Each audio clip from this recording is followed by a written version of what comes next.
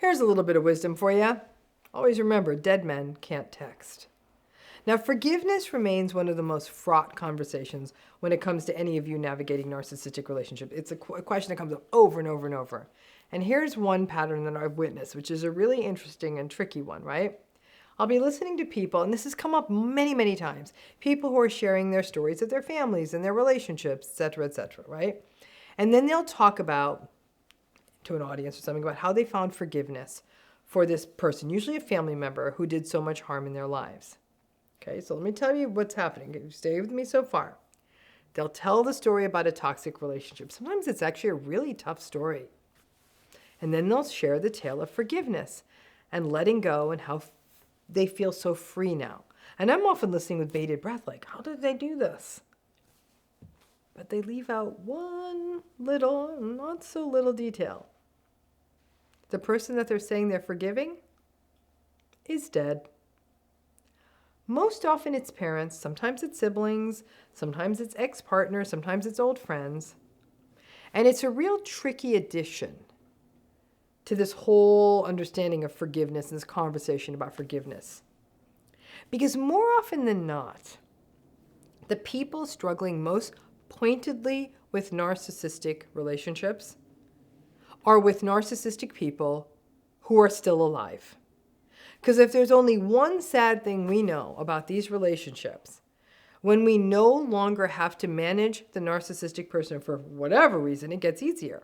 However, even a breakup or no contact are quite difficult, because even though you may have tried to set it up that you no longer need to deal with a narcissistic person, they're in fact still alive and may still have the capacity to get in touch with you, affect mutual people who know you or you know, who you may be co-parenting with them, so you couldn't really go into contact with them. They may still be harming other people in a family system or other social system. Basically, when you don't have contact with a narcissistic person, it does get easier, but it's still often not easier enough.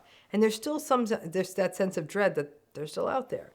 Now, empathic people who have been through narcissistic relationships will say that while going no contact has left them feeling much better, it's still really difficult for them as they feel guilty. In some cases, they may feel ashamed. They feel as though they failed at being able to find a compromise with the other person. They even feel guilty that they feel better no longer having contact with the narcissistic person anymore.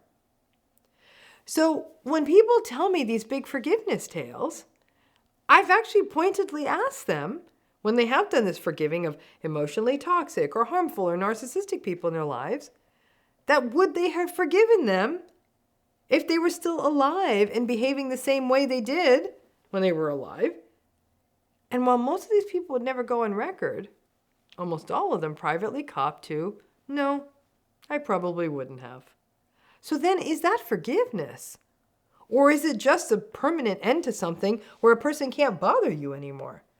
And don't get me wrong, that's not to say that there are not lots of people out there who feel guilty after a narcissistic person dies. Lots of people do, for some of the same reasons that they would feel guilty about no contact or other similar unresolved issues. But by and large, people will say that they can be more fully themselves when the narcissistic person is gone, as though the death of the narcissistic person was a more socially acceptable out. People who go no contact are shamed. People who are in ongoing toxic relationships that they feel that they can't step away from are ignored. People who have dead family members are sympathized with. So taking the so-called high road of forgiveness might be a little bit more straightforward when someone is dead. Dead people can't as easily launch smear campaigns, though I acknowledge that their survivors can. Dead people can't send toxic texts or shame you for not showing up to a holiday dinner.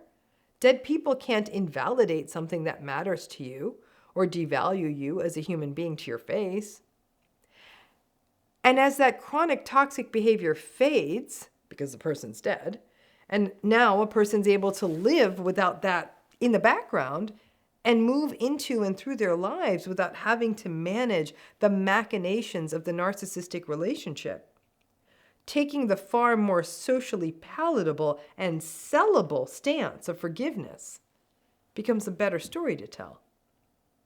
Listen, not everyone, in fact, a lot of people who has a narcissistic person in their life die, necessarily forgives them. Many will remain angry about the abuse or will say, I've let it go, but I don't even know if I forgive it now that they've passed. It harmed too many people for too long.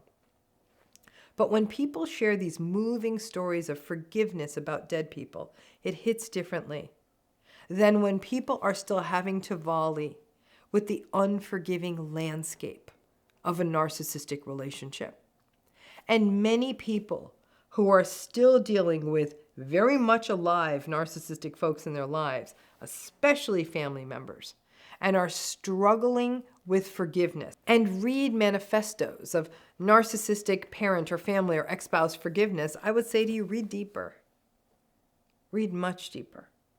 And find out if the person that they're forgiving is still alive. I'm not saying that that person who forgave's journey was easy, not by a long shot. They went through something painful, they went through grief.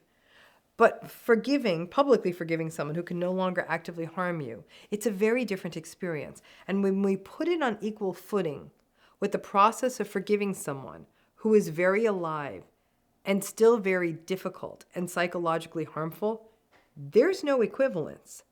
We still love the redemption story, the forgiveness story.